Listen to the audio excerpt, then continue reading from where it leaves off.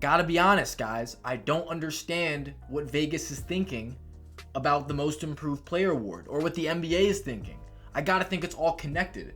With all this Jonte Porter nonsense and just the general shove in our face, promotion of sports books and where we are with the league and basketball, and you can't escape betting and sports betting and the impact that has on a game. With all that taken into account, I have to look at all these odds and know this is real. This is real! This is fucking real! This is like, how could Vegas be wrong? Vegas knows more than anybody knows. They know everything. They know the shit they're not supposed to know, that we're not supposed to know, right? And so, according to Vegas, Tyrese Maxey is the heavy favorite to win Most Improved Player, and if he doesn't win it, Coby White's gonna win it. And if one of those two players doesn't win it, the next best odds is Jalen Williams. By the way, second-year player. How is he in the top 3 with Jonathan Kuminga? Jonathan Kuminga is a great pick for this award. How he is plus 13,000 odds makes no sense at all. So, okay, if I want to bet on Jonathan Kuminga, dude, if I bet $10 on Jonathan Kuminga to win Most Improved Player, and I won, I'd get $1,300. So it's just not going to happen. Tyrese Maxey, did we not know that he was good? Am I missing something? I could have sworn last year that he was an all-star snub, that he almost got in, but he didn't. And the Sixers had 2 all-stars. Or no, maybe James Harden got snubbed too, didn't he? Because Drew Holiday got in over James Harden, I remember. But Tyrese Maxey wasn't far behind. He was getting some consideration.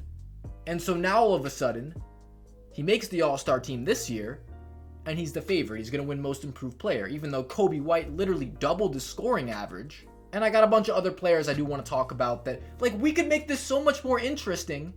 There are 10 guys, 5 to 10 guys that you could have thrown in here that have improved just as much or more than Tyrese Maxey. We could argue that Tyrese Maxey didn't even really improve.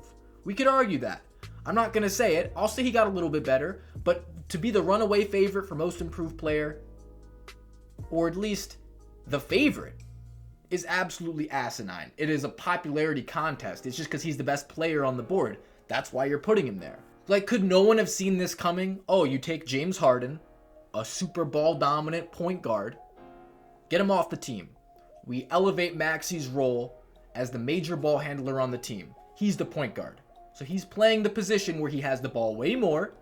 Therefore, he can nearly double his assist average. Go figure. And he gets to shoot more because James Harden takes shots. He was prioritized to run the offense over Tyrese Maxey. So, shocker, when you take a guy like that off a team, that the next guy's production might step up. Joel Embiid has been out for half of the season. Tyrese Maxey's the number 1. No wonder he's scoring more points. Obviously, it's going to happen. So, we don't even look at the fact that he's missing more shots and he's less efficient. I'm not saying that's a bad thing. He should be taking more shots, but does it really indicate that he got better? We have guys like, for example, Dante DiVincenzo makes 11 threes the other night against Detroit.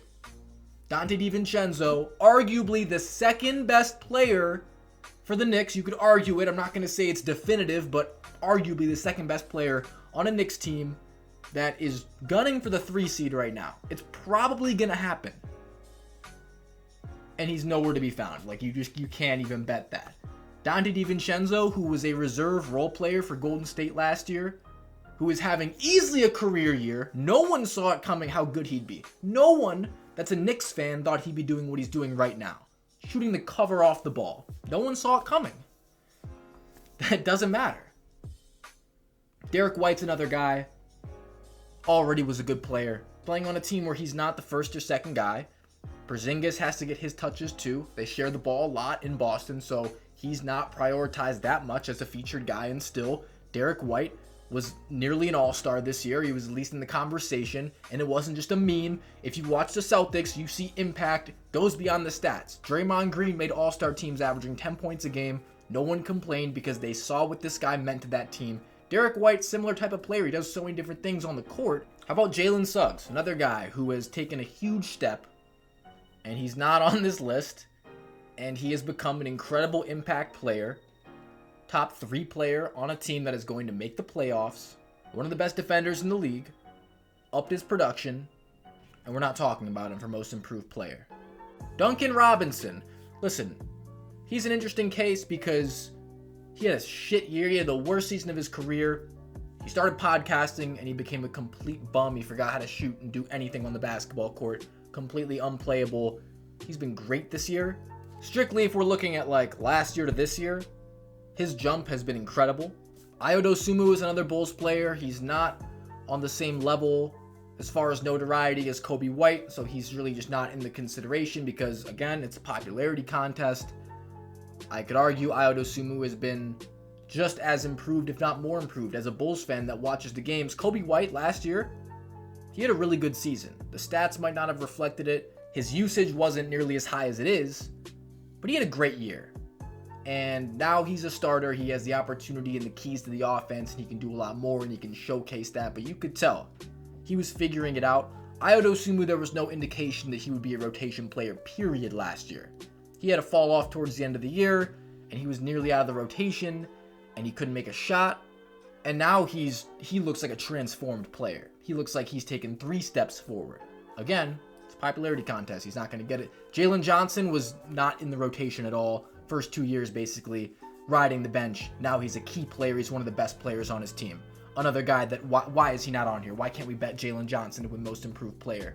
Even if they won't give it to him, he should get consideration. We need his name to be in this conversation. If we want this award to hold any weight, be taken seriously, please. It's better for your product. NBA. Now, Rudy Gobert is having a much better year than he did last year. Most improved player. I don't know if they really ever do this. There's some guys that they have a down year and then they have an up year, and I don't know if they would ever really get rewarded for that. Rudy Gobert is one of those players. Last year was a tough year for him. This year, he's back. I mean, he looks like Rudy Gobert. He's going to win Defensive Player of the Year. I want to shine some light on some guys that deserve a little bit of credit because the NBA is not being fair about this at all. And people probably aren't going to care that much, like casual NBA fans. They see that Tyrese Maxey had some huge games this year, that he is a great player. My thing is, I think we already knew that. This guy's a problem. Like, he can score at 3 levels. He's faster than everybody. And when he has the ball in his hands, he's electric. And so he just has the ball in his hands more this year. He gets more opportunity to do his thing. And yeah, you could say some guys wouldn't have been able to handle an increase of usage, sure, but I feel like it was pretty clear in the games last year when Embiid or Harden would be out, you'd see what this guy could do. I mean, we knew he could play. And so, I think this is disingenuous. I don't like this, NBA. Please, give Dante DiVincenzo some more love among the rest of these players who have improved a lot, really improved and worked on their game, and we can tell. Yeah, that's all I have to say.